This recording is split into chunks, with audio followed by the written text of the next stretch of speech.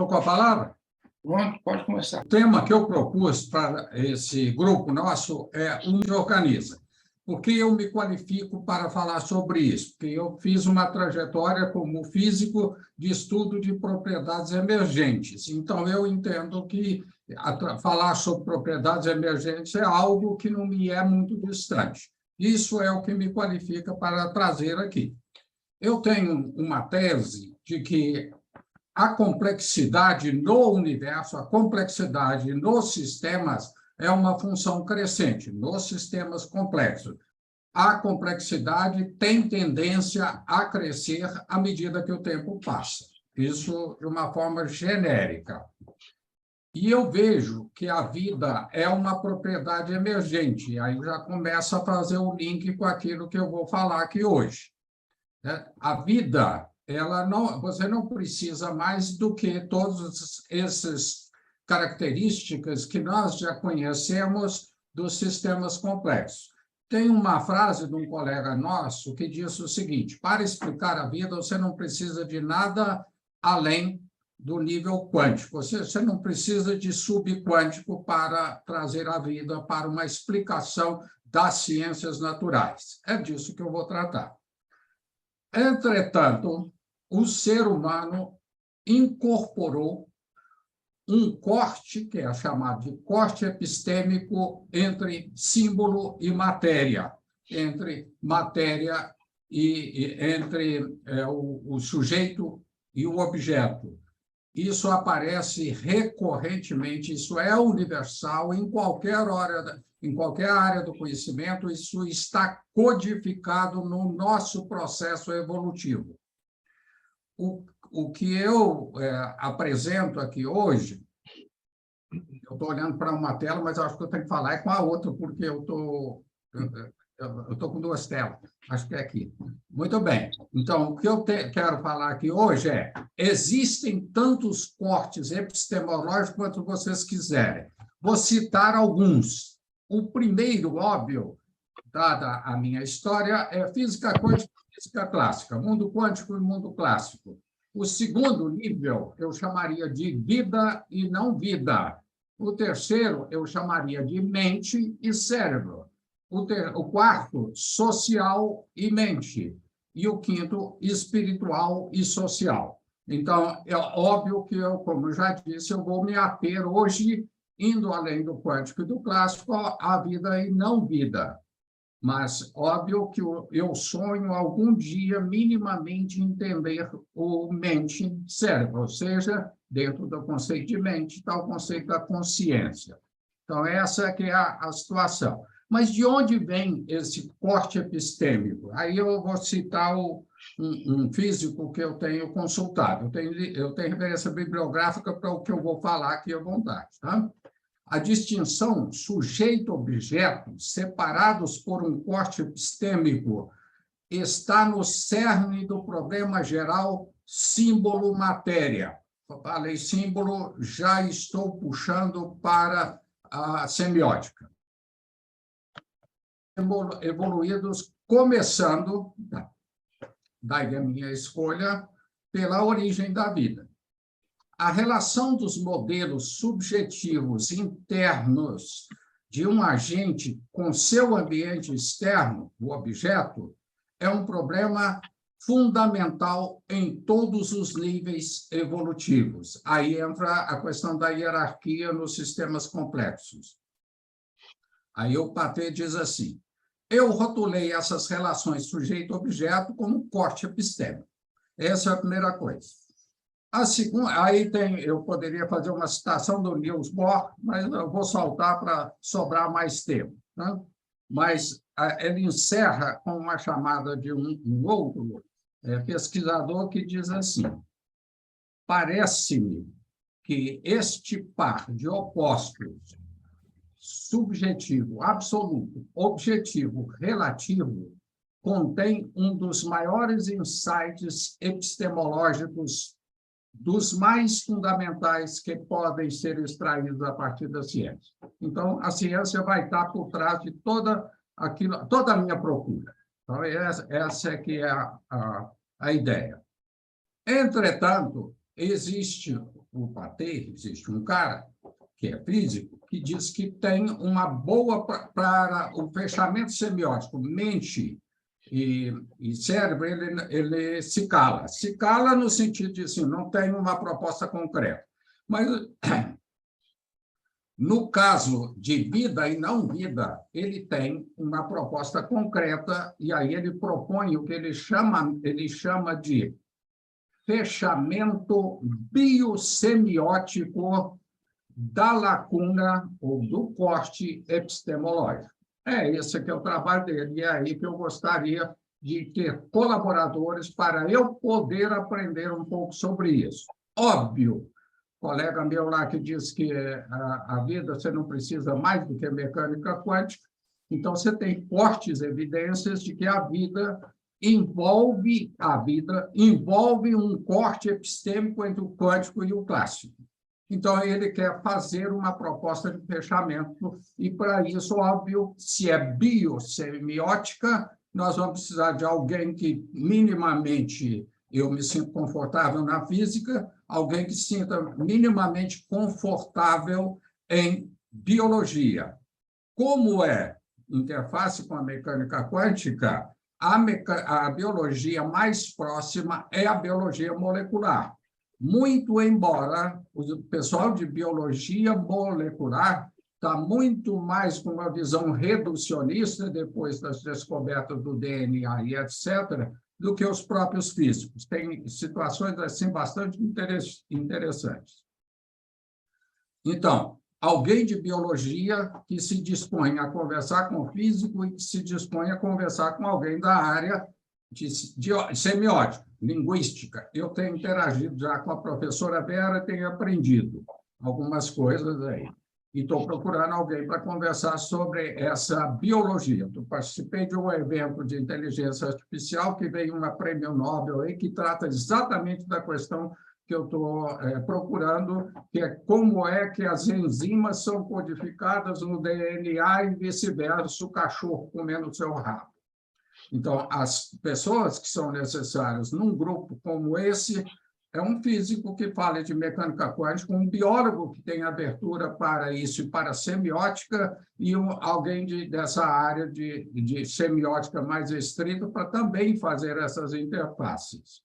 E, óbvio, alguém de filosofia que possa nos explicar com mais pertinência, com mais conforto do que eu consigo navegar nisso, é a questão da ontologia e epistemologia. Certo? Por que o Pater corte epistêmico, da natureza do conhecimento e não da natureza do ser? Então, essa é a questão que eu trago para poder trazer a apreciação e ilustrar como que, para além daquilo que é o meu interesse pessoal, dentro do meu caixotinho, conseguir estabelecer interface com pessoas como vocês, para eu descobrir, como aluno, descobrir algumas coisas que são questões que me incomodam. Por que isso é importante para mim? Porque eu agora acabei de aposentar, fui expulso da universidade pela expulsória, então eu posso me dar ao luxo de agora fazer o que eu gosto. Então, eu estou voltando a 50 anos atrás e querendo saber a questão dos fundamentos de mecânica quântica, os fundamentos da vida, os fundamentos da consciência, os fundamentos da semiótica, os fundamentos da lógica. É isso que eu estou procurando. Muito obrigado, professor Sérgio. Boa tarde de novo para todas e todos. Prazer enorme estar aqui de novo, né? Me apresentando rapidamente, eu sou um professor do Departamento de Comunicação, graduado em jornalismo, mas talvez por estar pesquisando aí desde a minha graduação e durante toda a minha carreira esses fenômenos contemporâneos ligados à internet, não me sinto exatamente em nenhum departamento, nenhum campo do conhecimento, né? Tive uma formação em ciência da informação, em linguística aplicada, mas também tenho diálogos fortes com sociologia, antropologia e interesse grande pelas ciências biológicas exatas, até onde vai a minha limitação, é claro, né? Talvez a palavra de entrada aí nesse meu projeto, que é o meu projeto de pesquisa atual, né, momento aí que todos sabem de, enfim, dos pequenos financiamentos, mas fundamentais dos projetos de pesquisa para que a gente possa, enfim, alavancando a carreira, né?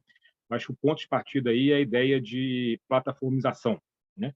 Que rapidamente a gente poderia definir como a interpenetração, né, das grandes plataformas em vários setores da vida cotidiana, setores da economia, também nas nossas práticas cotidianas e até nos nossos imaginários aí sociais e tecnológicos, né?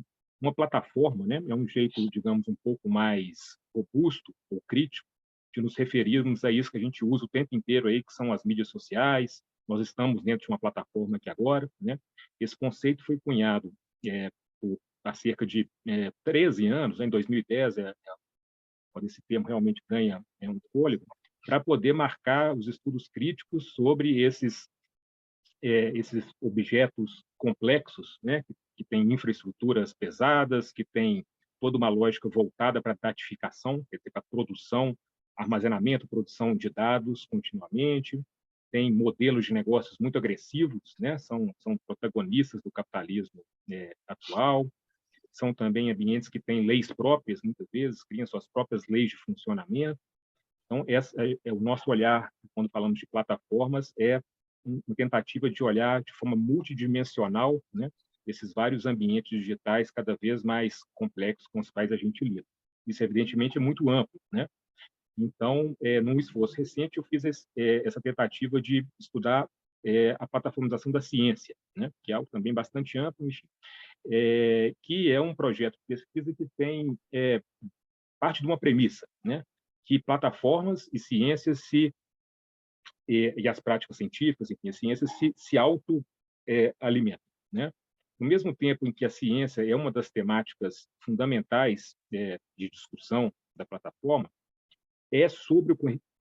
com base no conhecimento científico e tecnológico aplicado que as plataformas se desenvolvem, né? Então, trata-se de olhar não só as plataformas como um lugar em que a ciência se reconfigura, né, mas também a ciência sendo aplicada a essas empresas que passam a desenvolver tecnologias e ciência numa lógica que a gente pode chamar de plataformizada, né? O projeto de pesquisa, e daqui a pouco eu chego num ponto que é mais propositivo, né? Ele tem, não sei se vale a pena projetar, professor, aquele slide, que aí fica um pouco mais fácil de o pessoal talvez acompanhar. Eu vou tentar comentar, se não tiver jeito, não tem problema nenhum. Ótimo, pode repassar para o terceiro aí, por favor. Os outros dois aí, acho que eu já fui um pouco.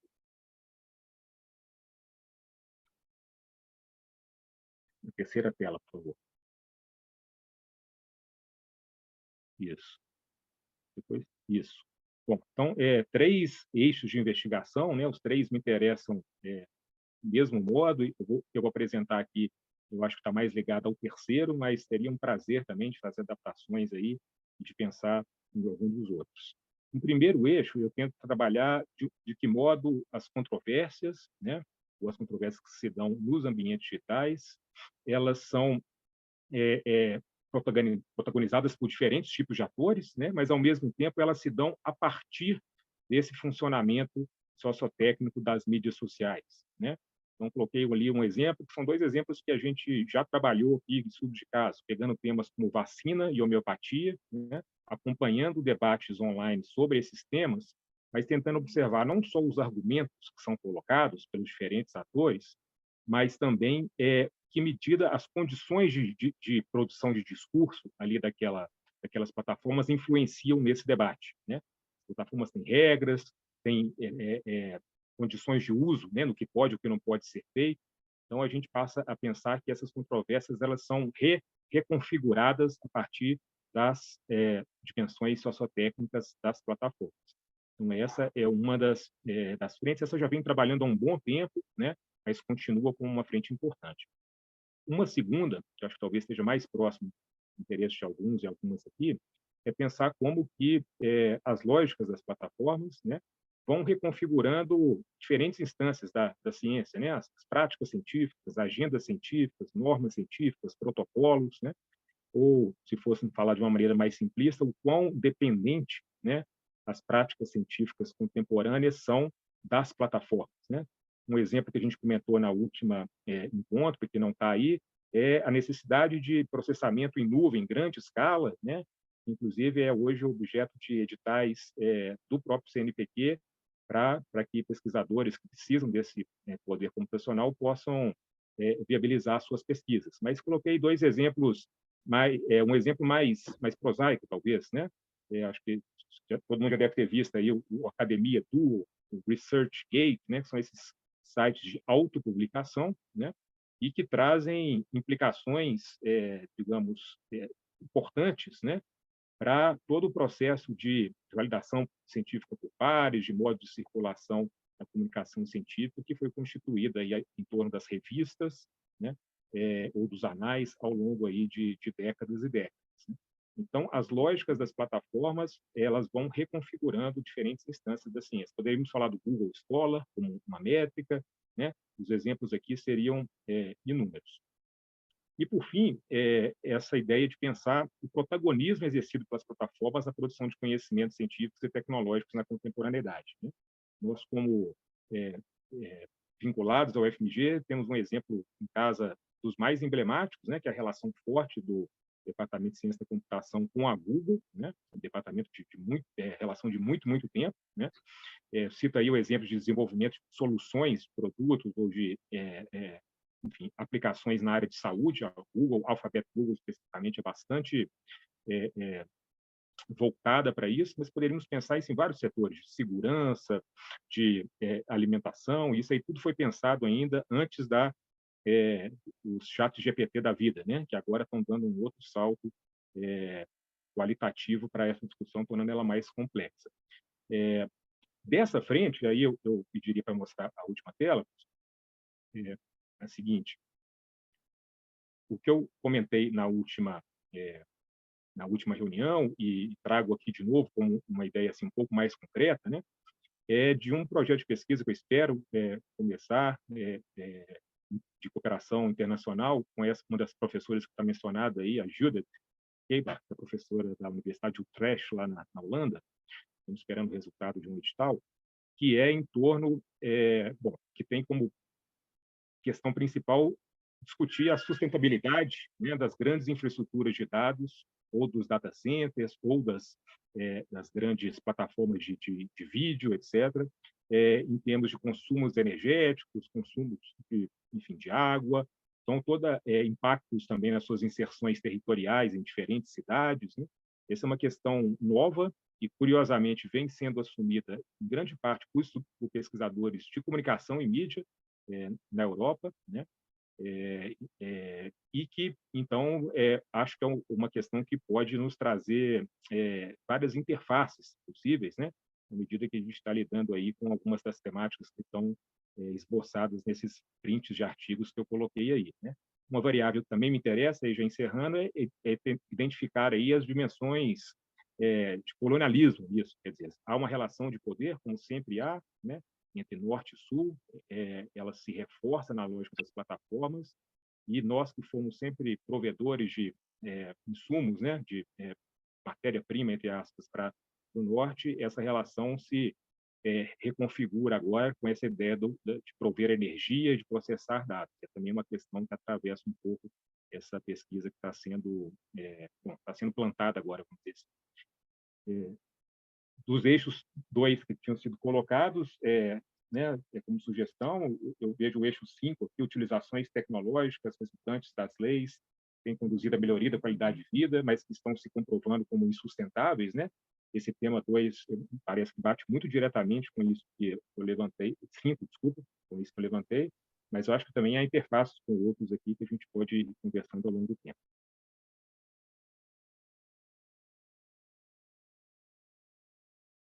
Então, vocês estão vendo aí a criação de um ambiente de inovação na UFMG. Eduardo Valadares, ele apresenta aí as pessoas envolvidas: Daniel Macedo, Adriano César, a Renata Borges e ele da Física.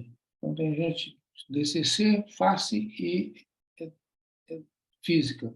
Próximo, por favor.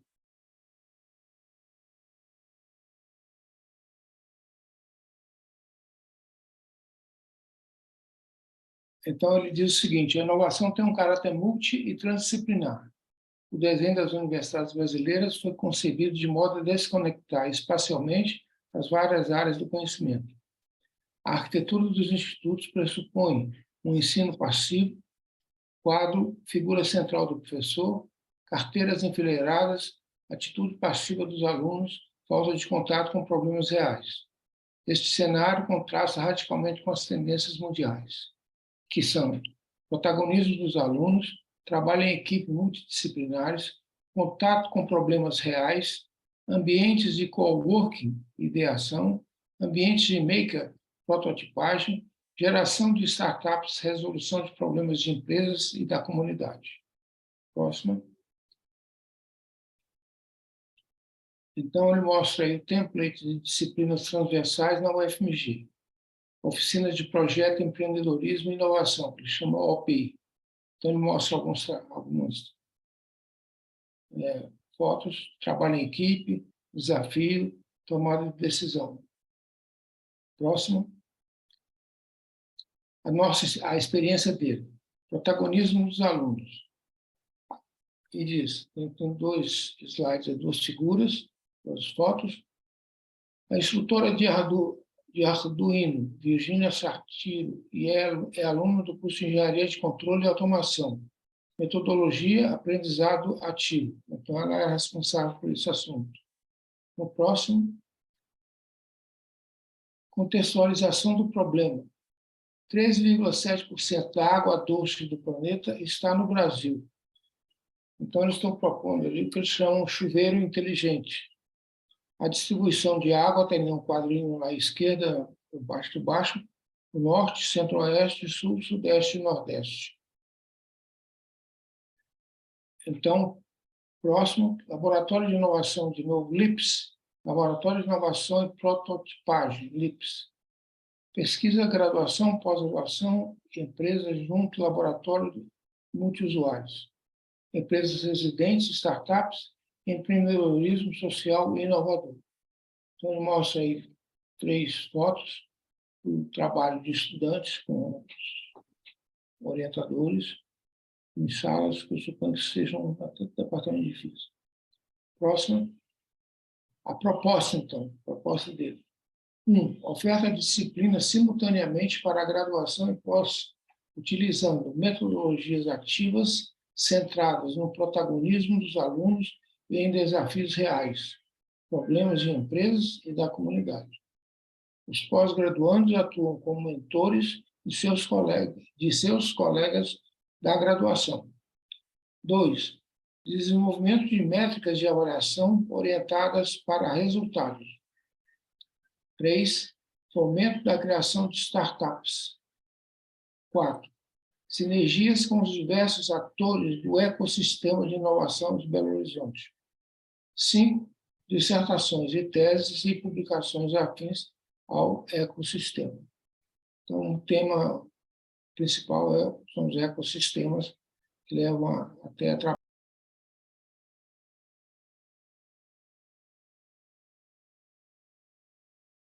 Então, esse é o título.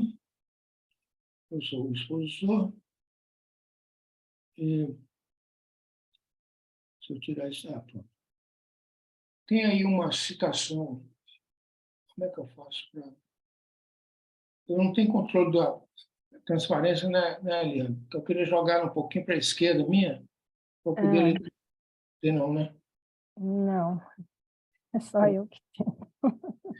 Essa citação é devido ao Lawrence, feita em 1966, faz parte de um livro dele, chamado Agressão, sobre agressão, e o Lawrence pesquisou muito o comportamento de animais, peixes principalmente, e ele tem um livro que ele fala, e eu destaco aí em letras vermelhas, que na evolução humana nenhum mecanismo inibidor para prevenir o massacre foi necessário. Mais ainda, nenhuma pressão no processo mecanismo apareceu na pré-história do ser humano para criar mecanismos inibidores prevenindo a morte daqueles da mesma espécie. E veio a invenção das armas artificiais, veio perturbar o equilíbrio da potencialidade das inibições sociais. Ele, então, conclui com uma imagem muito interessante. Quando isso aconteceu, a pomba adquiriu o bico de uma águia. Essa citação, do Lawrence, a próxima, por favor, é que me motivou, entre outros, pensar nesse assunto com mais cuidado. Uma pergunta que está feita é: qual é o papel e o resultado alcançado pela descoberta do Homo sapiens ao longo da história? Um exemplo ali é a renda per capita.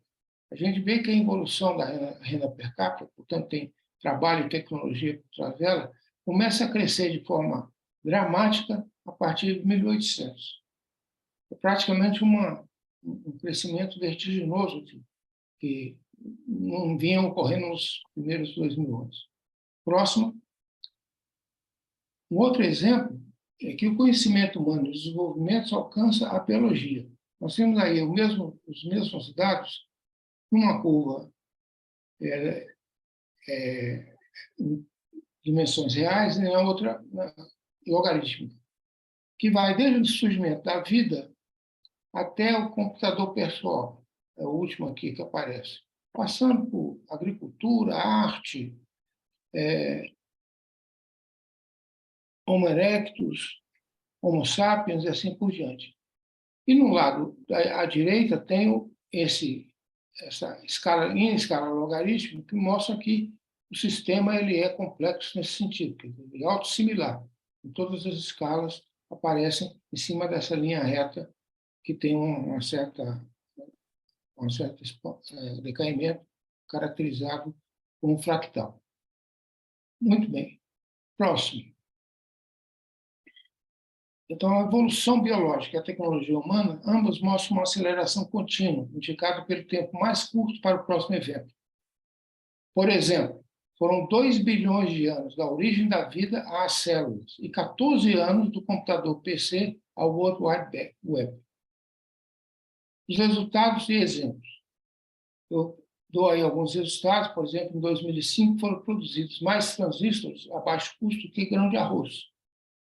Aí coloca alguns números aí. São 10 elevado a 11 estrelas na Via Láctea, 10 a 14 células no corpo humano, 10 a 15 grãos de arroz produzidos anualmente, 10 elevado a 17 formigas no planeta e 10 elevado a 19 transistores produzidos por ano ao custo de 1/100º do custo de cada grão de arroz produzido. Realmente, a ciência permitiu um avanço na tecnologia que é exemplar. Próximo. Outros resultados. O CTI, cerca de 30% do PIB norte-americano são baseados em invenções possíveis pela mecânica quântica, semicondutores em chips, computadores a laser, reprodutores CD e DVD, ressonância magnética em hospitais e muito mais. E mais, o investimento em CTI possui retorno muito mais elevado que qualquer outro investimento.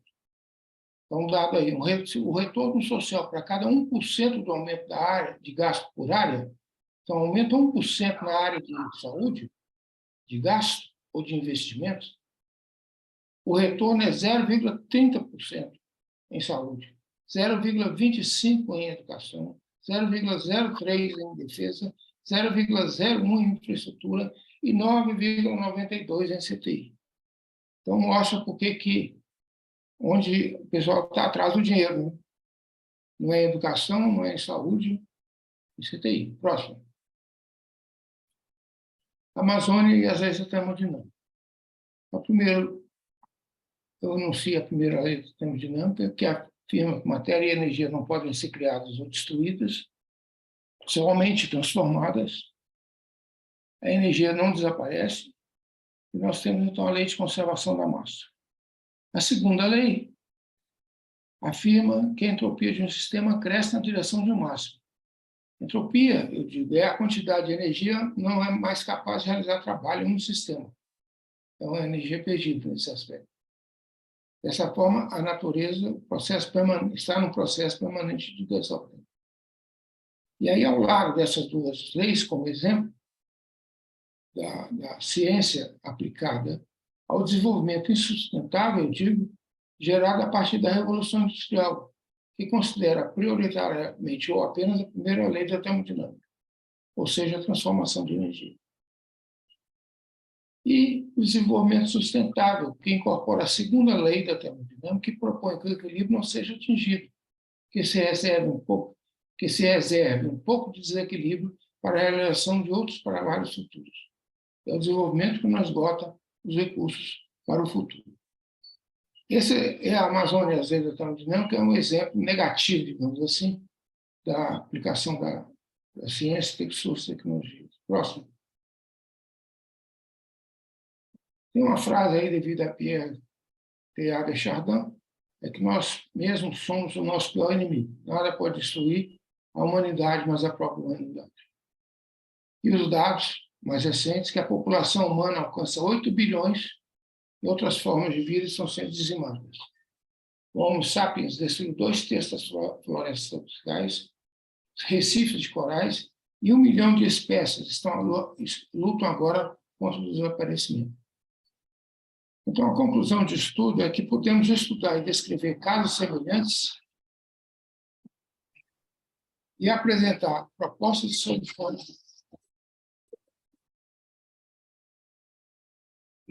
soluções tendo como referência a sustentabilidade. É isso aí. Obrigado.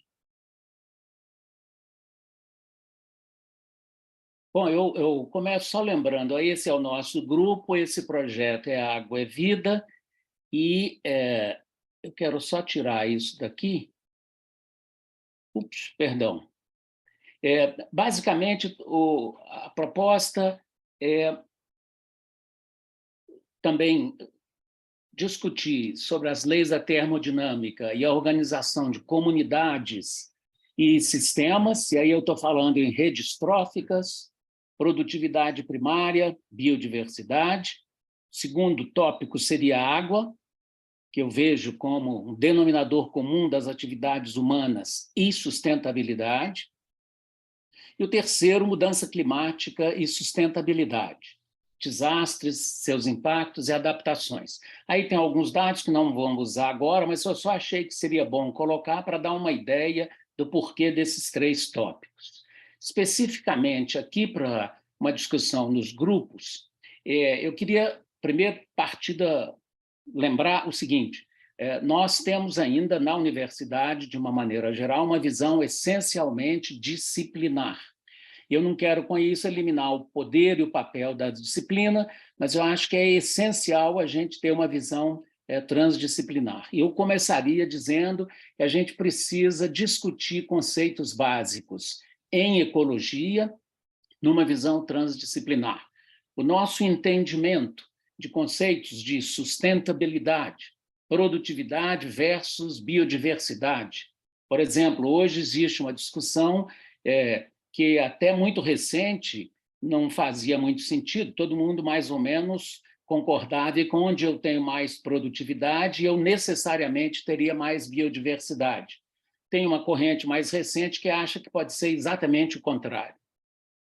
Bom, e aí eu peguei um exemplo que me parece tremendamente importante, que é dessa pesquisadora, que infelizmente faleceu um ano e pouco atrás, Georgina Meis, Natureza e Conservação nos últimos 50 anos. E essa pessoa sintetizou de uma forma, eu diria, muito pragmática, muito boa de discutir, 4 etapas que ela entendeu a mudança do pensamento conservacionista no mundo. Primeiro, que ela chamou de natureza por si mesma.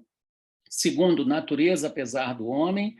Terceiro, natureza para o homem. E homem e natureza. Especificamente o nome natureza, eu queria só chamar a atenção que esse pensar homem e natureza enfatiza a importância das estruturas e instituições culturais para o desenvolvimento de interações sustentáveis e resilientes entre as sociedades humanas e o ambiente natural. Ele opera uma gama de escalas, do global ao local, e tem origens intelectuais na economia de recursos, ciências sociais e ecologia teórica. Tem aí 2 citações importantes para subsidiar essas ideias. água, saúde, produção de alimentos nas cidades sustentáveis, e aqui eu estou chamando a atenção porque 80% da população mundial já vive em cidade e as cidades não poderão ser ou deixar de considerar a questão da sustentabilidade. Os cinturões verdes vão cada vez diminuir mais e as cidades têm que caminhar cada vez mais no sentido de melhorar a sua autossustentabilidade. Então, nós temos que pensar em adaptações à mudança climática. E aí, num outro momento, depois das discussões, a proposta de um manuscrito, dependendo da visão dos demais colegas, considerando água, conservação de recursos naturais, desenvolvimento sustentável, usos, impactos, desastres e adaptações à mudança climática. Isso aqui é só o trabalho da Mace, que eu estava chamando a atenção, e é claro que eu não vou falar nisso aqui agora, mas eu quero só, se me permitem, no quadrinho da direita eu usei um slide que eu usava nas minhas aulas da graduação, aí na UFMG, e que naquela época eu chamei de desafios da conservação moderna. E eu só quero lembrar dois pontos importantes citados para o Klaus e colaboradores, lembrando de Aldous Leopold, lá nos Estados Unidos, em 1935. Um dos principais desafios da moderna ecologia é reunir os achados da ecologia humana, sociologia, economia, história, e da ecologia biológica, estudo de comunidades de plantas e animais, áreas que se desenvolveram sem contatos estreitos e colaboração. Existe uma clara distinção de valoração entre estas duas ciências e as ciências sociais têm sido claramente subestimadas nos aspectos de conservação pelas ciências ecológicas. É amplamente reconhecido que medidas de conservação deverão falhar se não considerarem o homem como parte integrante da moderna conservação. Bom, finalizando, eu queria dizer que a minha proposta para discutir aqui com os grupos é um entendimento de uma visão multitransdisciplinar desses conceitos. Eu acho que existe, às vezes, uma apropriação, se não errada, no mínimo, um pouco distorcida de alguns conceitos. Isso não necessariamente é muito bom, eu acho que a gente podia ganhar com isso, e eu vejo possibilidades muito interessantes da gente repensar, né, os potenciais da sustentabilidade e não esse uso exagerado dessa palavra como se isso fosse a solução para todos os problemas. Nós temos aí limitações muito grandes e eu acho que esse grupo pode, ou pequenos grupos, pode investir nisso. Muito obrigado.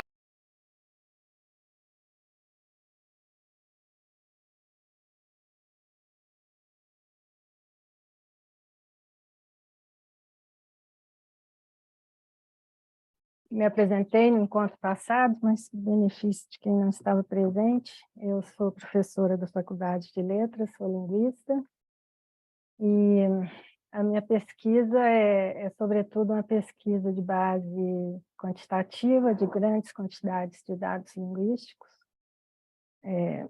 bem dentro da área computacional, mas o que eu propus para esse grupo não tem nada a ver com isso, tem a ver com parte da minha vida que funciona principalmente fora da universidade, que está relacionada a práticas tipo yoga, meditação, práticas contemplativas, sobretudo.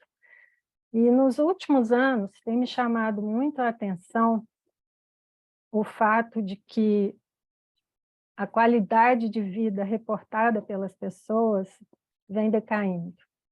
Além disso, há uma incidência muito grande de problemas de saúde mental. E como eu sou professora há muitos anos, eu tenho observado, inclusive no meu ambiente, né, com os alunos, assim, uma curva impressionante de crescimento de adoecimento mental por parte dos alunos.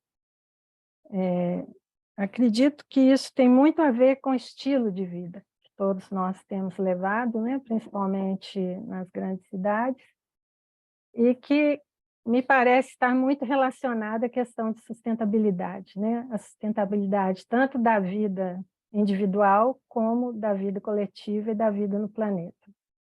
Então, nessa imagem que vocês estão vendo aí, basicamente vocês estão vendo o sistema nervoso, e um dos correlatos, né, de práticas de atenção plena positivos é uma espécie de um equilíbrio maior, né, do sistema nervoso em termos do simpático, do parasimpático, e de a gente saber como se mover, né, no dia a dia da vida.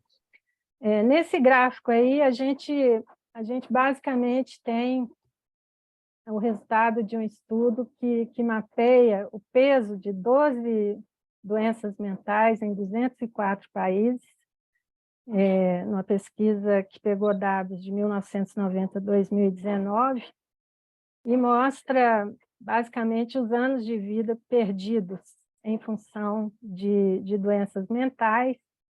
E é interessante observar que as faixas, né, mais pesadas pegam anos muito produtivos da vida dos indivíduos e tem um impacto maior nas mulheres do que nos homens.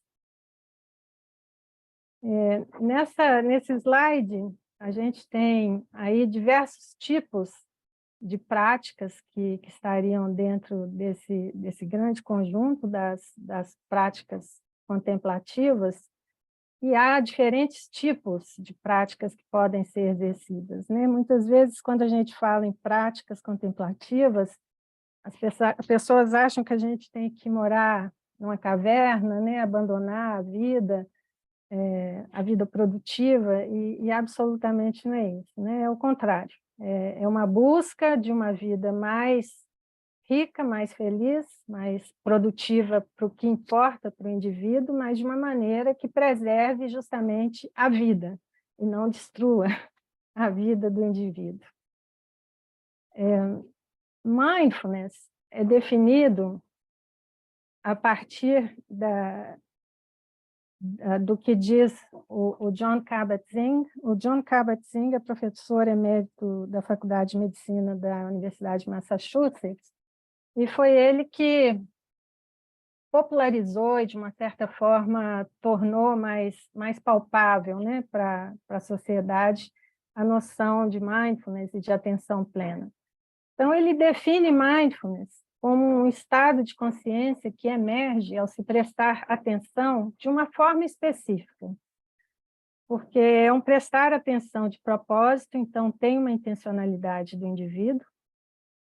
A atenção está focada no momento presente, e a atitude é uma atitude de não julgamento. A gente pode colocar aí, entre aspas, uma atitude de gentileza, uma atitude de abertura, de realmente observação daquilo que se passa. E o que as pesquisas têm demonstrado, né, em termos do que se adquire com essa prática, são vários aspectos, mas eu acho esses aí muito relevantes, que seriam o desenvolvimento da atenção consciente, então o discernimento da experiência do momento presente. A gente tem uma tendência a ficar no passado, no futuro, projetar demais, fugir completamente do momento presente, e essa prática nos permite essa atenção consciente. O aprendizado do ficar presente na experiência, então, não se evitar, não se apegar, não se criar distrações, e o que é chamado de tomada de decisões sábias, que seria a não reatividade e ações que não dependem do humor. Basicamente, equanimidade nas nossas tomadas de decisão. Nesse slide, a gente vê o índice de publicação de pesquisa científica nessa área. Vocês podem ver o quanto a área tem ganhado, principalmente com o envolvimento das neurociências e da tentativa de vários segmentos de trazer essas práticas, principalmente para o tratamento de saúde mental, né? Então, do adoecimento mental. E é muito interessante mencionar que, basicamente, o que se vê é que o resultado dessas práticas, nos programas dedicados, por exemplo, para redução de estresse, por exemplo, há programas dedicados para cada tipo de coisa, redução de estresse, ou de depressão, ou de dependência. Os resultados são equivalentes ou melhores do que aqueles obtidos com a alopatia. Então, isso é algo que a gente deve prestar atenção, né? E, finalmente, a gente vê aqui uma imagem que ilustra essa relação de mindfulness e sustentabilidade, porque nós podemos pensar, né, mindfulness só numa escala individual, né? Então, o bem-estar subjetivo.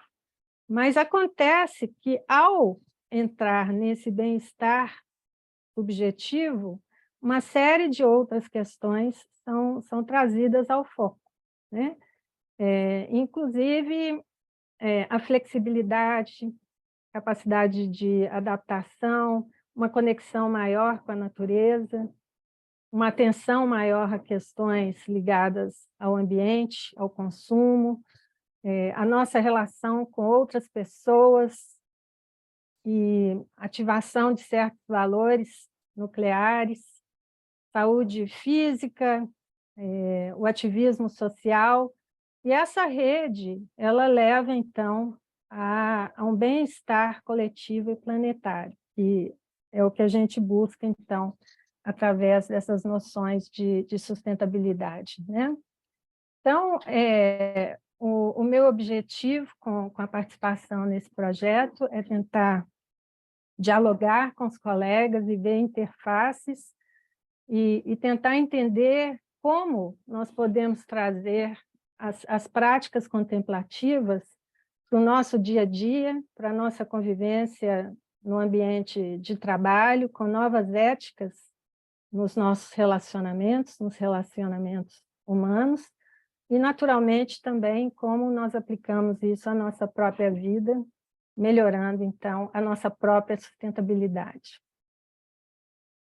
Ok, boa tarde a todos. Obrigada, né, pela oportunidade. Eu não fiz um PowerPoint, porque eu achei que 10 minutos era muito pouco, enfim. E vou, então, um pouco me apresentar e apresentar o que eu venho fazendo nisso que foi chamado de tema 1, e já vendo todos os colegas que me antecederam, eu fui anotando aqui uma porção de pontos de contato para depois a gente discutir, né?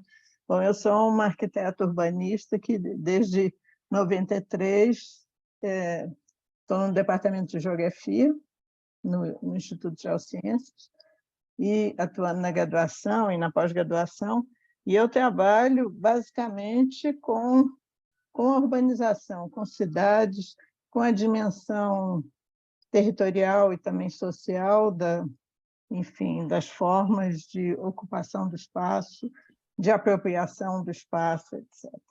Então, já há muito tempo eu venho discutindo esse tema tão complicado que é a sustentabilidade.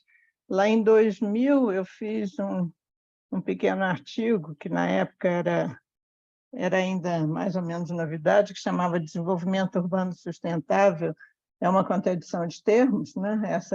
Essa pergunta, lá há 20 e poucos anos atrás, de certa forma, continua me acompanhando. Eu acredito que não é uma contradição de termos, ou não precisa ser, embora as nossas, enfim, a análise das nossas práticas enfim, leitura de jornais e etc., parecem nos mostrar ao contrário.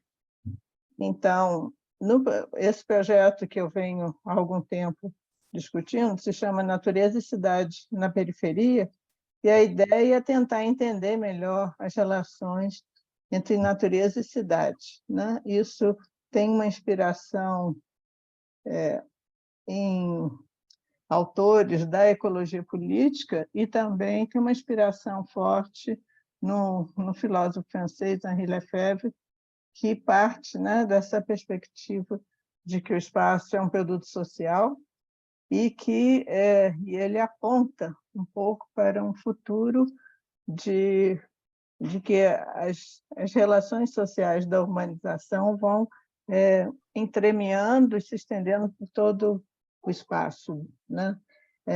Então, quando eu falo de urbanização, eu estou falando muito mais de valores e de perspectivas ligadas ao processo urbano industrial, mas também tentando buscar uma outra utopia de futuro, né? Então, pegando o próprio título do grupo de pesquisa, né, Caminhos para um Futuro Saudável, pensar nesses caminhos requer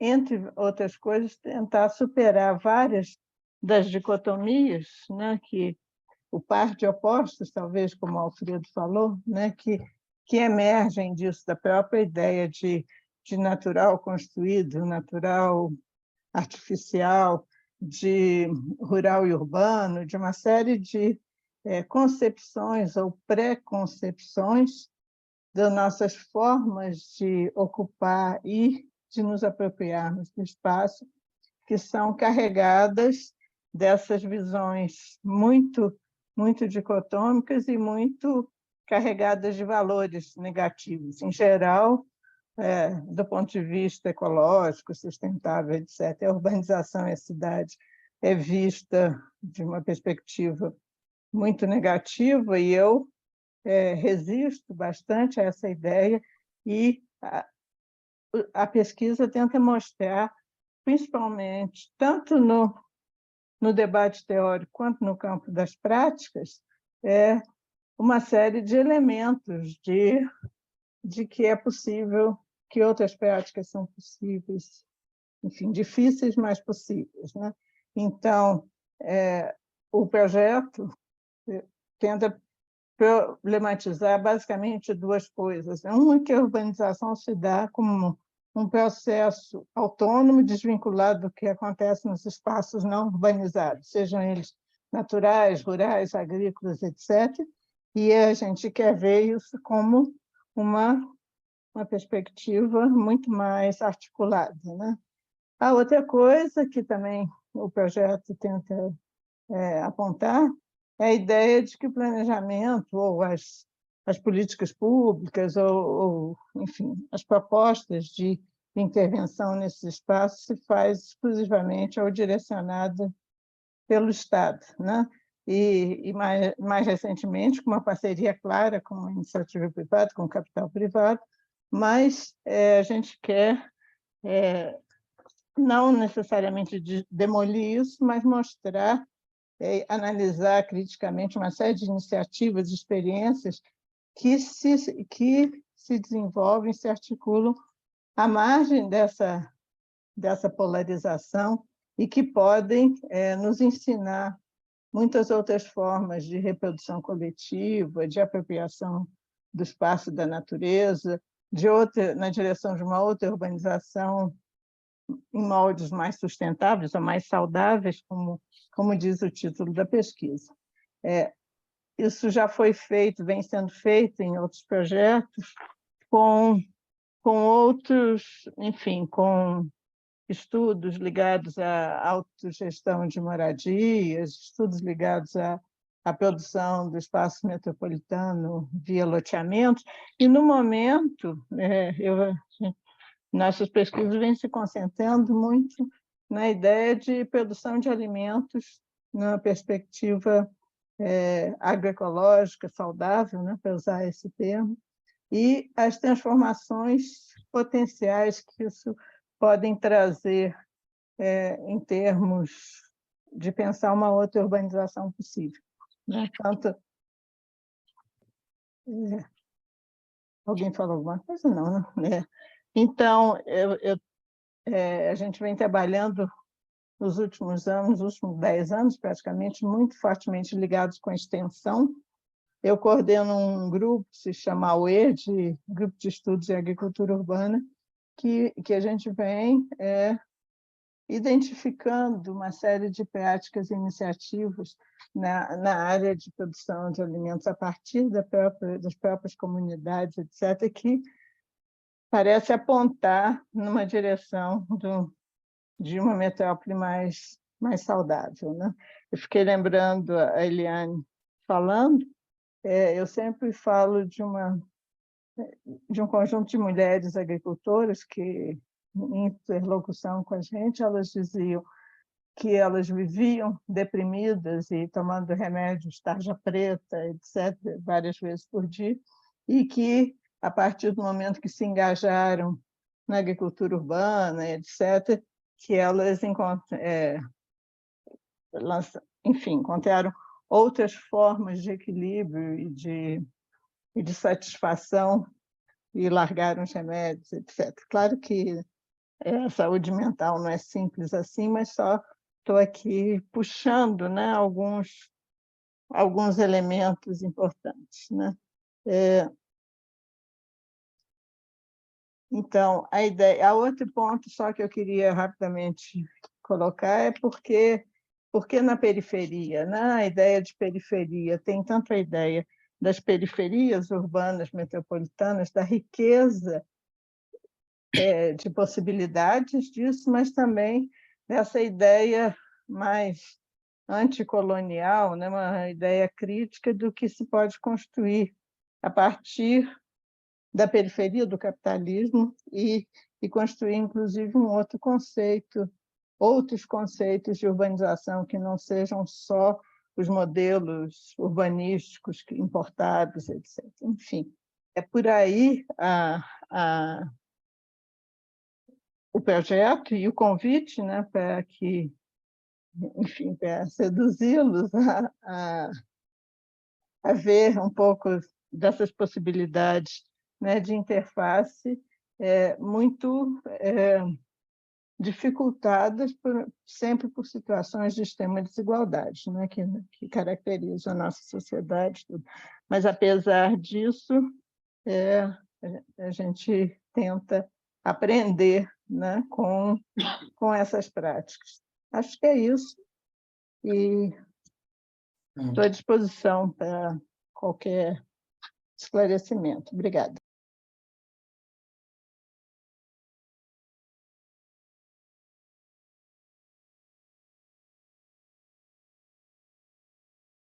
Agora eu posso botar a minha tela aí?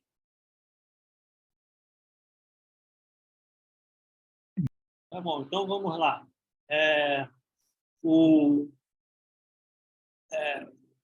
Pode passar para a próxima, porque essa aí foi só a apresentação. Isso. Eu vou falar de transições de fase, que são definidas nesse gráficozinho simples aí. Existe aqui no eixo horizontal, que eu chamei de P, que a gente chama de parâmetro de controle, que é alguma coisa que você usa para controlar o sistema. E no eixo vertical tem a resposta do sistema, que eu coloquei aí a letra M. A transição existe porque, se o parâmetro de controle ultrapassa um certo valor, esse PC aí, a resposta deixa de existir, a resposta é nula. E do lado esquerdo, um pouquinho antes disso, a resposta cresce enormemente. Então, a gente diz que isso é a transição crítica. Um exemplo clássico disso aí é um transistor. O transistor é um dispositivo eletrônico por onde passa a corrente e você controla ele através de uma voltagem de controle externo, que é essa aí do eixo horizontal. Se você tiver do lado direito do PC, ou seja, se a sua voltagem de controle for maior do que o tal PC, o transistor não responde, então ele não deixa passar corrente nenhuma. É zero. Se tiver do lado esquerdo, aí ele apresenta uma resposta, uma corrente passa a percorrê-lo. Isso serve para você codificar bits 0 ou 1. Então, você controla um transistor através simplesmente dessa voltagem minúscula de controle aí, passando de um lado para o outro, ele transita, por isso o nome, né? Ele transita do 0 para o 1 ou do 1 para o 0. Se você fizer uma rede de milhões de transistores, você consegue codificar qualquer informação através desses zeros e uns. Cada transistor é um bit, e você pode processar isso, e a eletrônica moderna é toda baseada nisso, e é por isso que vocês estão ouvindo e vendo o que eu estou falando, através dessa parafernália eletrônica que nos separa. Mas esse gráfico que está aí não tem nada a ver com o transistor, esse gráfico que está aí é da água. O eixo horizontal é a temperatura. Uma panela d'água, uma panela fechada de água, um recipiente com água, que tem água líquida e vapor d'água dentro, que tem densidades diferentes. Obviamente, a água líquida tem uma densidade maior do que a do vapor. No eixo vertical, o eixo M, o que tem a diferença entre essas duas densidades. Se você estiver do lado esquerdo da temperatura PC, existe uma diferença, quer dizer, tem água líquida muito densa, vapor d'água muito menos denso, e a diferença é um valor, que é esse valor vertical aí, que depende da temperatura. Se você esquenta o sistema, ou seja, você vai se aproximando pela esquerda do ponto crítico, aquele PC, essa diferença vai aumentando porque a densidade da parte líquida vai diminuindo, porque ela se expande, então a densidade diminui, em compensação, a densidade da parte vaporosa aumenta. Então, a diferença diminui. Então, por isso que essa curva aí é decrescente. Só que ela chega numa certa temperatura, que no caso da água é 224 graus Celsius, essa diferença desaparece.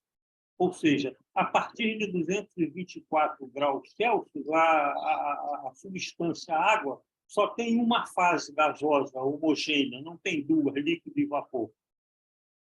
O grande barato disso aí é que, se você está interessado só nessa transição, ali perto do PC, a natureza foi sábia o suficiente e nos deu o presente de que esse comportamento aí, quase vertical, perto do PC, é dado por uma formulinha muito simples, que é o seguinte: a diferença entre o P que você está à esquerda do PC e o PC, a diferença elevada a um determinado expoente vai dar o M vertical. Então, é uma lei simples, quer dizer, o P menos PC elevado a um expoente vai dar o M. Muito bem. E esse expoente aí, mágico, no caso da água, é 0,325. Mas não é só no caso da água. Tem milhares de sistemas que têm o mesmo expoente. E por que isso? Porque na região onde tem esse PC aí, na região da transição, o sistema independe do comportamento microscópico das moléculas de água, por exemplo. O que manda no sistema são as correlações de longo alcance. Significa o seguinte: o fato de você estar perto da transição crítica ali do PC faz com que agitar uma molécula de água se reflete numa outra molécula de água que está longe dela através das outras, como se fosse uma onda. Então, a correlação entre as moléculas é muito ampla em termos espaciais. E, portanto, a correlação microscópica entre moléculas vizinhas, ou quando uma molécula funciona ou não, é irrelevante para esse sistema aí. Isso facilita muito a vida dos pesquisadores, porque, para estudar esse sistema ali perto do PC, você não precisa resolver o problema complicadíssimo que é o das moléculas de água num banho térmico. Não precisa fazer isso, ninguém conseguiu fazer isso até hoje, nem fará nunca. Basta você conhecer qual é o expoente 0,325 que comanda a região perto do PC. E o mais interessante ainda é a universalidade. A universalidade vem do seguinte fato: vários outros sistemas comungam esse mesmo expoente 0,325. Todos os sistemas que forem tridimensionais, como é um recipiente de água, dimensão geométrica 3, e o parâmetro de ordem, esse M aí na vertical, ele, no caso, é um número, é uma diferença entre duas densidades, é um número que não tem dimensão, a dimensão dele é 1, não é um vetor, e, portanto, é unidimensional, dimensão 1. Então, um sistema que tem dimensão geométrica 3 e dimensão do parâmetro de ordem 1 se comporta do jeito que está aí, seja água, seja qualquer outro. Milhares deles, reais e inventados, comportam desse jeito aí. Particular, por exemplo, um magneto, um ferromagneto uniaxial. O que é um ferromagneto uniaxial? É um bloco de metal em que cada átomo tem um microímãzinho e, por razões de simetria da rede, ele só pode estar apontando esse microímã numa direção ou na direção oposta, ou para cima ou para baixo. Então, é unidimensional. E o bloco de metal é tridimensional, ou seja, um ferromagneto unidimensional vai se comportar perto do PC do mesmo jeito que a água, assim como milhares de outros sistemas diferentes também. Podia passar o próximo slide, por favor? Apesar de ser muito simples de formular, esse problema de uma rede, por exemplo, uma rede tridimensional cúbica, um enorme tabuleiro de xadrez tridimensional, com cada átomo tendo uma setinha que pode apontar para cima ou para baixo, o problema está feito, está bem estruturado com essas palavras poucas que eu falei agora. No entanto, ninguém conseguiu resolver isso até hoje. Existem alguns mágicos, como é o caso desse Lars Zager, que é um sueco. Esse cara é químico, não é físico, não. Ele conseguiu resolver esse problema não em 3 dimensões, não para um bloco tridimensional, mas para um sistema bidimensional, que também existe. Tem vários sistemas superficiais que também têm um ferromagnetismo dessa forma aí. A solução desse Zager, em 1944, é essa curva preta que está aí. Tudo isso que eu falei é para sistemas enormes, macroscópicos, aqueles em que o número de unidades é enorme. E com esse você não consegue resolver, a não ser raríssimas exceções, como é esse trabalho famoso do Lars von Zager. Mas para sistemas finitos você consegue. Por exemplo, uma rede quadrada 2x2, um quadradinho com 4 sítios, você consegue resolver esse problema trivialmente. Essa curva de cima aí preta. 3x3 é a vermelha, 4x4 é a azul, e assim por diante. À medida que você vai aumentando o sistema, ele vai se aproximando da solução crítica do Zager, onde tem a transição. O próximo, por favor. Bom, até agora eu falei para vocês de casos estáticos, as correlações de longo alcance que dominam esses sistemas aí são correlações no espaço, espaciais, de distância. Eu não mencionei tempo, aqueles sistemas são estáticos, não tem tempo rolando. Mas se você introduzir evolução temporal nesse sistema, eles ficam muito mais complicados. Eles passam a se chamar sistemas complexos. São aqueles que têm, além de correlações de longo alcance espacial, tem também correlações de longa memória temporal. Quer dizer, um sistema cujo estado hoje depende de todo o passado dele, e não apenas do passado recente. E são vários desses aí. O Alfredo mesmo já falou de propriedades emergentes. sociedade de emergência é isso aí. Então, é um negócio complicadíssimo. Dentre esses sistemas complexos, tem uma classe deles que é mais tratável, menos horrorosa, que são aqueles que, pelo menos, depois de um certo tempo, depois de muito tempo, se estabilizam numa situação que não muda mais nos seus parâmetros macroscópicos.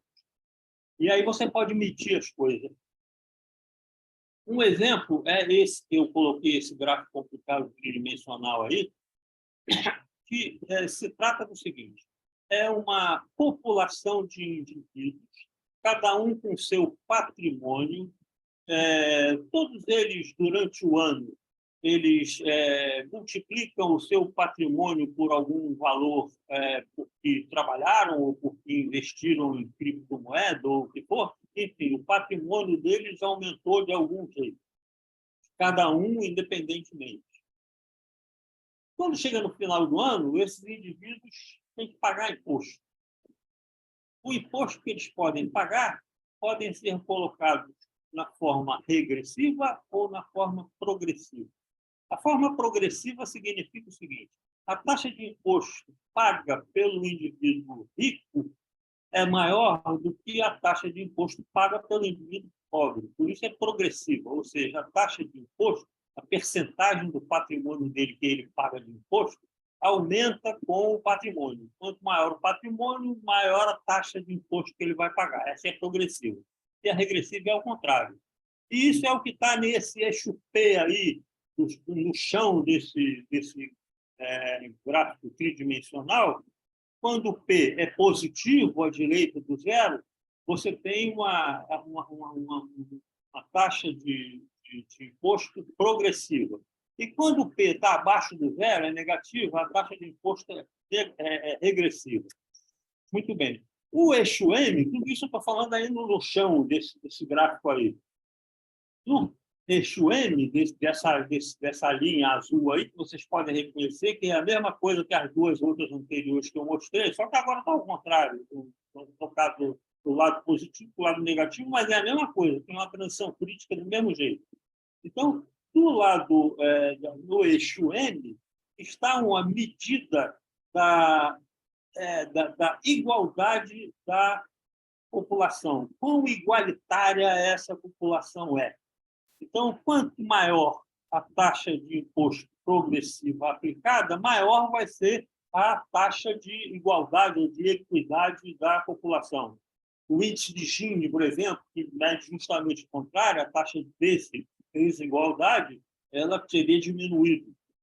Esse aí aumenta, mas é a mesma coisa. Tanto faz, o índice de Gini é o contrário desse aí.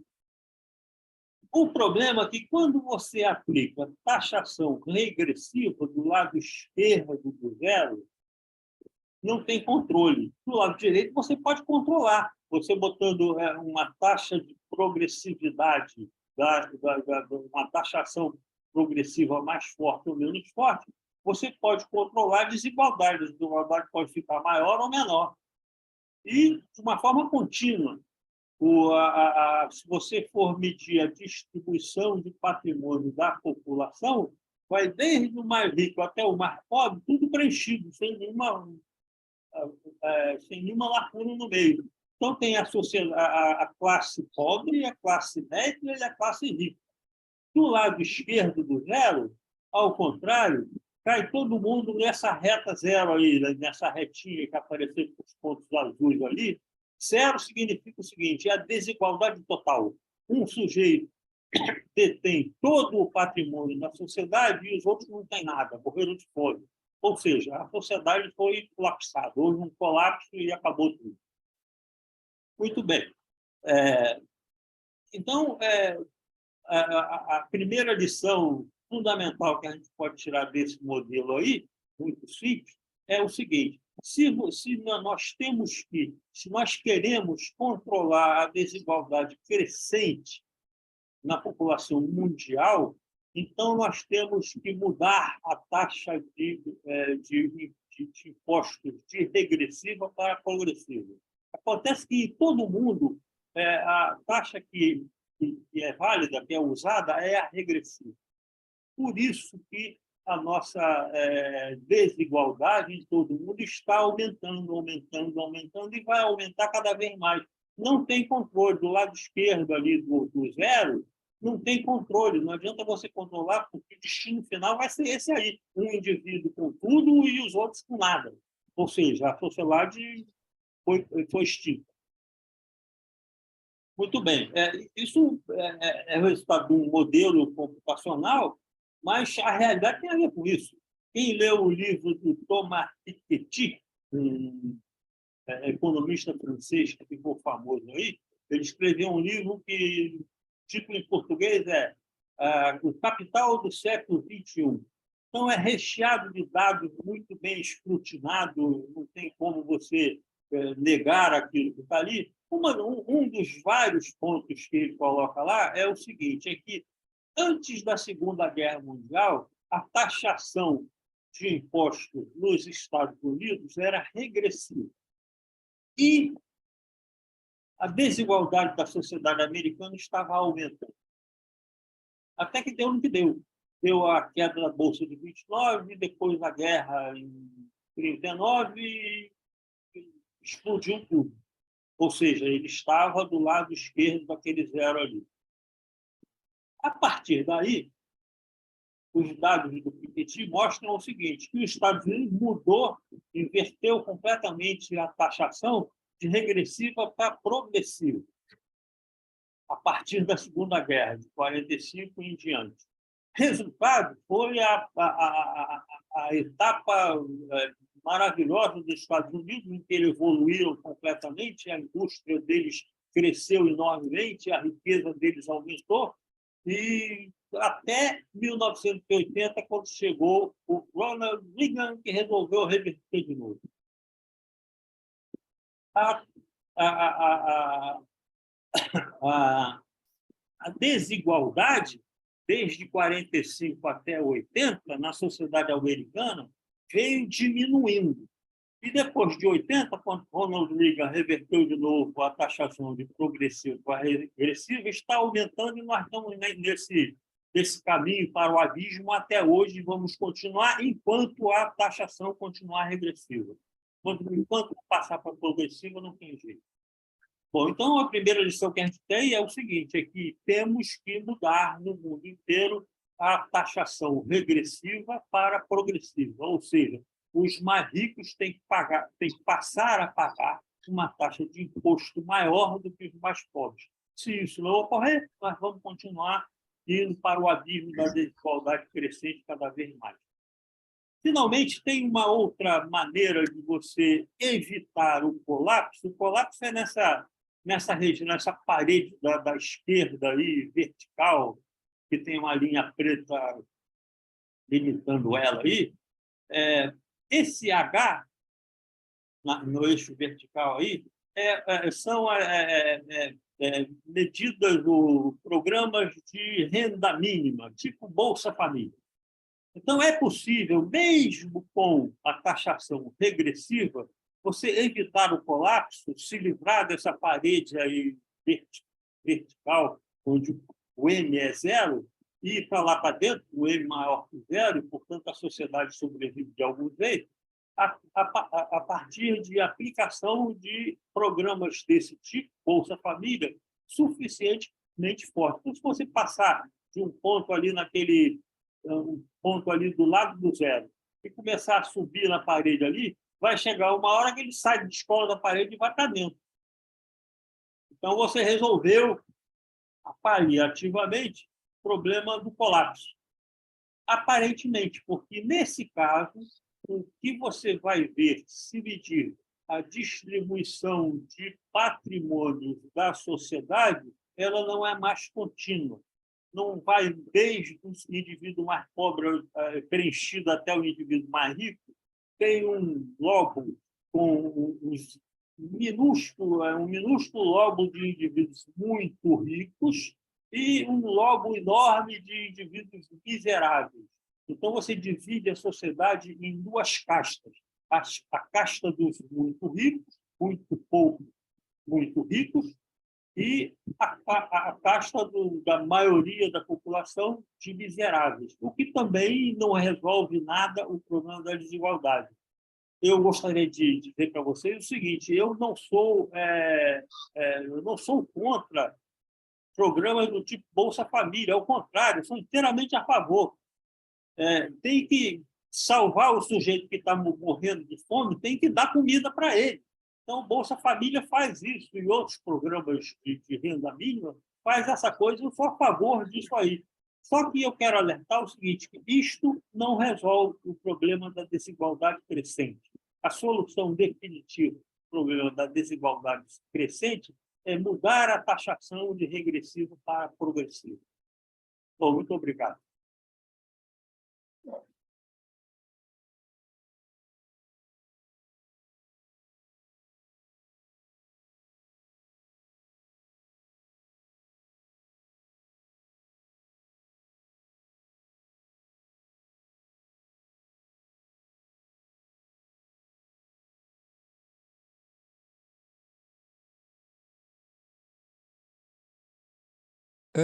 Vou falar um pouco do que era essa ideia original de projeto, que o título era esse, tá? Eu acho que aí vocês vão entender por que eu acho que não faz muito sentido no contexto desse projeto desenvolvê-lo. Então o tema que estava aí originalmente proposto, ele se insere num campo do conhecimento chamado pesquisa operacional, é um dos temas com que eu venho trabalhando há muitos anos, né? E que, essencialmente, a lógica disso a gente estuda a coordenação de processos que existem na sociedade. Tipicamente, assim, grande parte dessa pesquisa ocorre dentro de empresas, indústrias, etc., de maneira a coordenar as operações que essa empresa, essa indústria faz, de maneira a maximizar algum tipo de critério de eficiência, etc., ou minimizar algum tipo de critério de custo. Então, isso dentro da lógica do que é uma empresa, eu acho que é claro para que serve, né? Daí o nome, inclusive, pesquisa operacional. Isso, claramente, é algo que não precisa se restringir a ambientes empresariais, industriais. Basicamente, aplica-se isso já há décadas a diversos outros processos sociais, políticas públicas, etc. Então, é algo que se traduzem como de uma maneira baseada em modelos do que a gente está procurando controlar, daqueles processos que a gente está procurando intervir, né?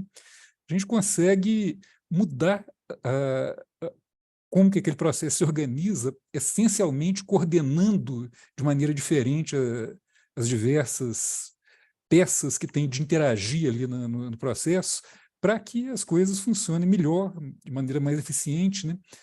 Então, no contexto do que seria esse projeto, que inclusive era um projeto que eu tinha, junto com outros colegas aqui do ISEX, da engenharia, proposto pouquinho antes do César propor esse projeto. Então, é um projeto que se encontra em andamento com financiamento da FAPEMIG.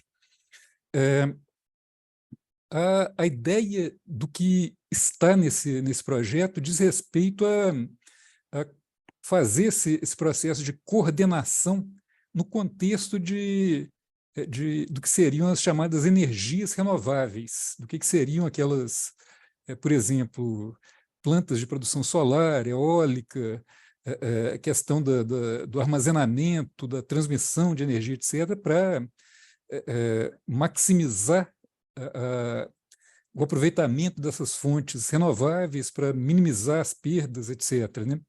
Então, dando alguns exemplos de assuntos que a gente está investigando nesse contexto e que estão em andamento, né? Por exemplo,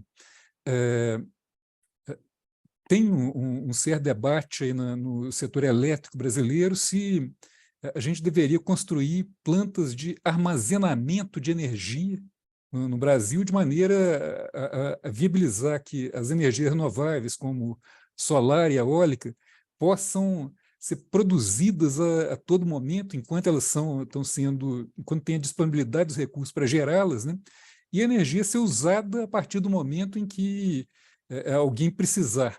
Então, isso é um debate que tem no mundo inteiro, e em outros países tem essa lógica, vão construir bancos de baterias, vão construir uma usina hidrelétrica reversa, que ao invés de gerar, de ter a água gerando energia, a gente está bombeando a água para dentro da usina, para depois usar na hora que precisar. Então, tem esse tipo de questão em debate. Por exemplo, a gente está investigando se precisa disso no Brasil. Acho que não precisa. O Brasil tem um número enorme de hidrelétricas, né, que cronicamente funcionam abaixo do que seria a capacidade para que elas foram construídas, porque demanda-se mais energia do que elas conseguem gerar com o fluxo hídrico que chega nelas. Então, assim, a gente está estudando, será que dá para armazenar quanta energia nas hidrelétricas existentes? Como é que faz isso? Deixa de gerar a energia que é produzida por elas e gera toda a energia vinda das fontes renováveis, das fontes hidráulica não é, solar e eólica, né? E usa a água estocada a mais no momento em que não tiver a outra. Então, por exemplo, esse é um tipo de questão que se insere no debate que está aí presente hoje no setor elétrico brasileiro, e que acho que o nosso estudo pode economizar muito dinheiro para o Brasil, se deixar de fazer uma grande bobagem que eu acho que estão pensando em fazer. Outros aspectos aí, por exemplo, a questão de como localizar, dimensionar e projetar parques eólicos. Parques eólicos, basicamente, são projetados levando em conta valores médios aí de que as turbinas eólicas conseguem gerar, etc., levando em conta mapas de vento, etc. E, curiosamente, eles, na hora de projetar um parque eólico, eles não levam em conta um grau de liberdade que existe no projeto, que a gente pode, ao invés de apontar as turbinas eólicas todas do mesmo lado, a gente aponta elas para o lado em que seria a gente, inclusive, muda a direção ao longo do funcionamento de maneira a apontar para o lado que vai render mais energia. As usinas, elas fazem isso, tá? Não é que elas não fazem, isso é realizado rotineiramente na operação. Só não é usado na hora de projetar a construção das usinas e a localização delas. Ou seja, o modelo que é usado é um modelo, entre aspas, errado, num detalhe que faz uma diferença da ordem de 30%, 40%. Então, é algo que a gente vai investigar para ver se, ao levar isso em conta, se muda completamente a questão de onde que se localizam, onde se localizam primeiro as fazendas de vento, né? Segundo, onde dentro das fazendas de vento se localizam as torres, as turbinas, né? Então, bom, então são esses os tipos de questões que estão em jogo aqui nesse projeto que César leu o título aqui. Agora, está claro para mim, nessa altura, que é o tipo das questões técnicas, por um lado, relevantes, mas, por outro lado, entra em detalhes que talvez não sejam, digamos, facilmente compartilháveis aqui num ambiente com característica mais transdisciplinar, envolvendo gente de áreas diversas, né? Daí, eu estou há algum tempo pensando de que maneira modular essas questões. Então, certamente, a questão de técnicas para coordenar coisas é algo que acho que eventualmente volta à cena. Especificamente, o tema que estava no projeto, acho que não vale a pena insistir no nosso contexto aqui, eu tive, pensando desde a última reunião até há pouco, né, que tem um viés aqui de unidade nos projetos que vêm sendo apresentados aqui, que essa minha ideia, eu acho que se confirmou nas falas que as pessoas apresentaram hoje, e que eu acho que a gente poderia pensar em como costurar esses diversos projetos. Eu tenho em mente uma contribuição que eu poderia dar nesse respeito, né? Isso que eu vou falar tem muito a ver com uma fala do Alfredo na reunião passada. O Alfredo falou da importância da gente de eventualmente ter uma hipótese provisória cujo papel, né, cuja maior importância não é nem ser verdadeira, mas é permitir questionar as hipóteses de trabalho que existem, né, e permitir catalisar esforços de maneira a eventualmente descobrir coisas, inclusive imprevistas. Esqueci o nome que você deu para isso, Alfredo, era o... Bootstrap. Não, era aquilo que aquele cientista que ele dava lá nas partículas, ele propôs um modelo Então é a teoria deles, e aí é a teoria da liberdade assintótica. Mas aquela teoria falsa que ele usou para... Pois é, da farsa. É teoria de bootstrap. A farsa, é isso. Teoria da farsa, bootstrap. Então, bootstrap.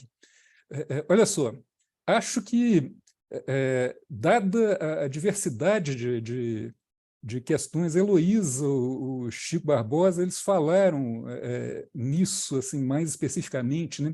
A questão de que a gente já tem uma coleção aí de conceitos que estão sendo construídos aí em áreas diversas, e que ainda temos muitas dúvidas a respeito de como que efetivamente esses conceitos se interligam com conceitos mais fundamentais ali da ciência, da economia, etc. De que maneira que a gente operacionaliza isso para articular esses conceitos, né? Talvez a questão aí do bootstrapping, que fosse o caso examinar, atravessando aí a questão da ecologia urbana, atravessando a questão da própria floresta amazônica, como o professor César colocou, né? Aí a questão de lidar não apenas com aqueles conceitos de energia, mas introduzir fortemente o conceito de entropia. Isso, então, a gente detecta que tem essa lacuna em como que, por exemplo, a gente organiza conceitos como PIB, como que a gente organiza conceitos como atividade econômica, riqueza, e talvez uma farsa que pudesse ser utilizada como escada para pensar em modelos úteis para permitir a gente avançar na integração desse conhecimento, tem a ver com, eu pensaria em algo como, será que a gente conseguiria quantificar aspectos? Será que a gente conseguiria, olhando para séries de dados disponíveis aí, diversos, de fontes diversas, desmatamento, ou emprego, tipo de emprego, etc., questão de saúde mental na população e outras, né? Será que a gente conseguiria agregar séries capazes de indicar, quando olhadas em conjunto, um diagnóstico de para onde está indo uma sociedade que seja mais poderoso, mais relevante do que um diagnóstico de PIB, um diagnóstico de crescimento da quantidade de dinheiro andando de um lado para o outro? será que a gente conseguiria pensar em explorar bases de dados capazes de dizer o PIB brasileiro, ele cresceu, etc., tanto aqui baseado em mineração, em coisas que vão causar, então, uma redução do estoque de recursos disponíveis e daqui a 20 anos acabou. Ou será que ele cresceu um tanto por atividades, por exemplo,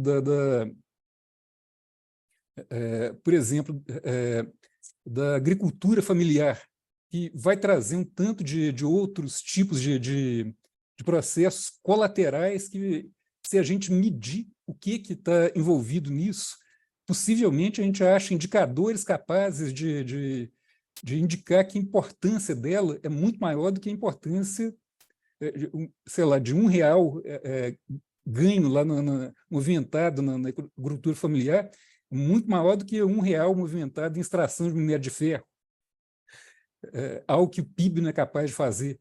O Chico mandou aqui a mensagem, será que a questão da água, por exemplo, não seria algo que poderia ser usado? Claro que sim, é claro que a questão de o quanto a gente está exaurindo as reservas ou a disponibilidade de água, isso é um indicador que a gente precisaria urgentemente ter em funcionamento para viabilizar que a gente avaliasse corretamente para que lado que a gente está indo. Então, eu acho que eu me disporia a trabalhar com isso, uma coisa que há muitos anos eu também trabalho, essa coisa de ficar correndo atrás de séries enormes de dados e cruzando e tentando extrair informação disso, né? E eu vejo que, de certa maneira, isso articula praticamente quase todas as falas de todo mundo que falou aqui, os seus projetos hoje. Bom, então, eu acho que é isso, César. A minha proposta, então, basicamente, eu estou retirando aquela proposta inicial, que eu acho que no nosso contexto não vai ser muito produtivo, e me dispondo a trabalhar nessa outra direção, que eu acho que vai ter interfaces com quase todos os projetos aqui mencionados hoje. Tá bom.